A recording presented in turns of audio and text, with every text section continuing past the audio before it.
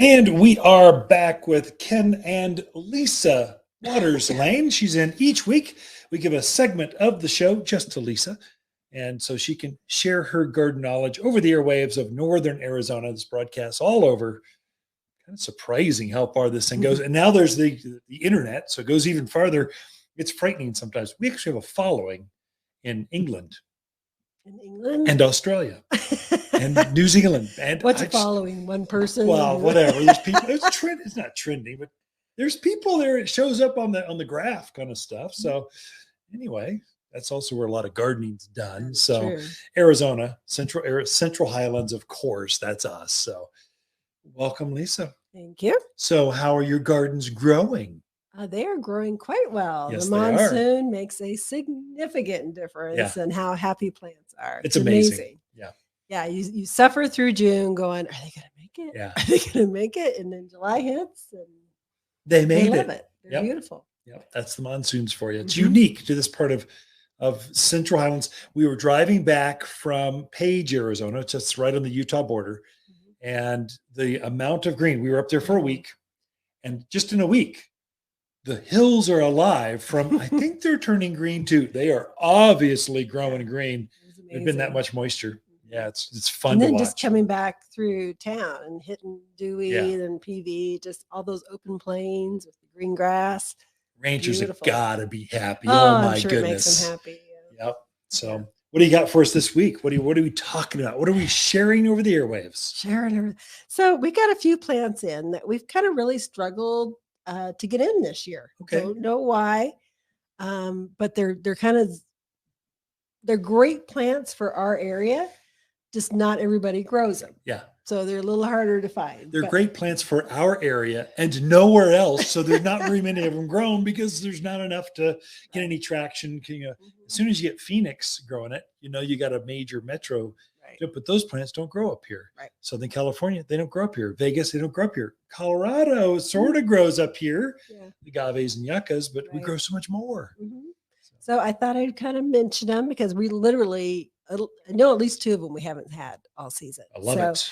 The first one is the red clusterberry cotoneaster. Yeah, perfect. Which, it's probably one of my favorite plants, just so easy to grow, animal resistant, beautiful dark green leaves in the growing season. Does a little white flower in the spring and then puts on a red berry, hence the name red clusterberry. It is a wonderful screen tree. It gets about 6 by 6, maybe a little bigger in some spots. Yeah, above head high, I would say. Maybe 7, 8 foot. Depends whose head. But yeah, well, okay. There definitely over mine. But just a really great screen or a block, or if you just need some green out in the yard. In the wintertime, it gets a really pretty kind of bronze color to the leaves. It has a very nice fan shape to it or fountain shape to it. So it's not just this big bush. It actually has, you can shape it to whatever you want. And some people do prune them into shapes and whatever. But Please don't do that. It's a native looking plant. I like it when they're just natural and growing. They're just so pretty. Definitely one that works so well here. Most people, if you have spots that you've struggled with or other plants that you've struggled with, you really should try the cotoneaster parnii. If you're in the forest and you want a screening plant that's a bush, not a tree, that's your plant because the animals don't bother. Elk, we have personal experience. Deer, personal experience. Javelina, they're not going to bother. They don't like it. Cotoneaster naturally goes in the forest. There's a couple of varieties. So they just know, they smell this and go, no, I don't like that. Last time I got sick to my stomach, I'm not eating that. I don't care how pretty it is. So it's a great one. If you want just a hardier, better, sun-loving, wind-loving, tough, screening, fast-growing plant, that's your choice. Right. It's a good choice for you. So the other one we got in is a cotoneaster as well. It's the gray leaf cotoneaster. Oh, that's the native one. Yeah. Which is so beautiful. It has that really gray, almost a gray fuzzy cast to it. Spreads nicely, probably like a 4x4. Yeah, easy. Really good addition, especially maybe you've wanted like a manzanita, but you've struggled with the manzanita. The cotoneaster is much more forgiving. And easier to grow out there. Nice against a lot of green. It gives you a different color, kind of that bluish gray cast out there. It does almost a silver look to it. It's got an interesting contrast to some of the junipers and all that native-y blue that Arizona is famous for. It's silver. Right. They're pretty. But I think if you're doing natives or a xeriscape, it's a great addition into your yard. Get it up to size and then cut it off of all care and water. It's a native. It'll do that for you. So another one that's actually kind of a good replacement for Manzanita, not nearly as temperamental, is the silk tassel. Oh, perfect. So silk tassel is an evergreen. I forget the height. What, about 5 by 5? Ours is, if it's been in for a while, it's maybe 5 feet tall. It seems like it's going bigger. I think it'll go up to 6 feet pretty easy. Yeah. So it's a great native plant as well. Yeah. Kind of has that Manzanita look, the leaves without the red stem, but so much easier to grow. I love Manzanita. It gets taller, thicker, I think, too.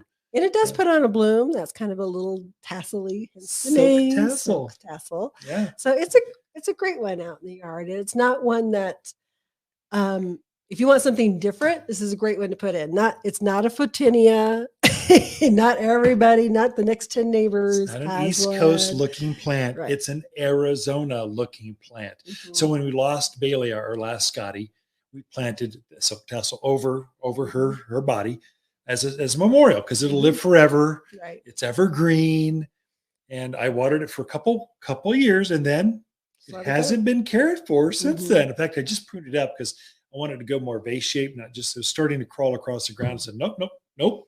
You're doing what I want you to look like, not what you naturally do. Right. And I want you to grow more upright shrub look. And it's fantastic. It's done well in the monsoon. Yeah. I probably should have watered it a little bit more, but I fertilized it right before the rains, and it just is taken off. Oh, yeah.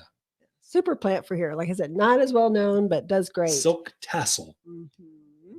So another ones that we've gotten in, so they're not in the cotoneaster family. Yeah, they're silk tassel. But I wanted to mention them because it's a great time to plant them now, because these are a few that will turn red for you in the fall.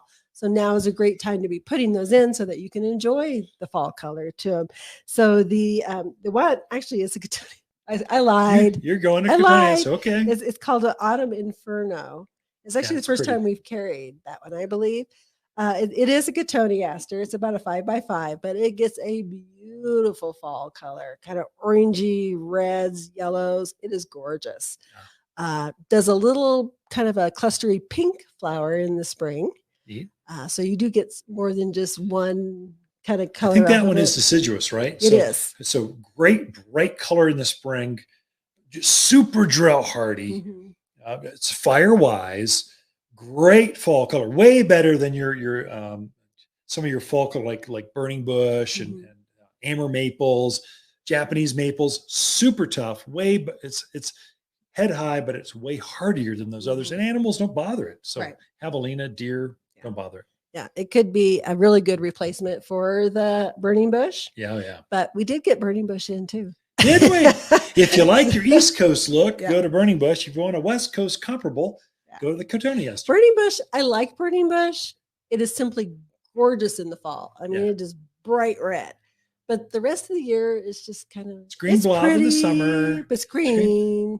But I liked the Autumn Inferno. It's just the leaves are better. It just looks better right now. Yeah. Plus, you get the fall color. Yeah, it's just a better plant for here. Yeah, absolutely. Virginia creeper. There's a classic. That is a native. It is a native. If you're looking for vines to go up a trellis or over rocks or just on the ground, Virginia creeper is perfect for that. And animal resistant, right? Incredibly animal proof. They're not going to eat it. Yep, they're not going to bother that. You know, somebody will prove us wrong. Gosh, they'll have cattle will get in there, roll on it or something. We are in cattle country. Sure. We've seen it all. Yeah. So Virginia creeper. Okay. You're pointing and telling me we're almost out of time. We are out of time. So I think we got to wrap it up. Say goodbye, everyone. Goodbye, everyone. Ken and Lisa Lain, the mountain gardeners, and some of the newer native plants you can plant now that will just thrive for years to come here at Waters Garden Center. Be right back after this.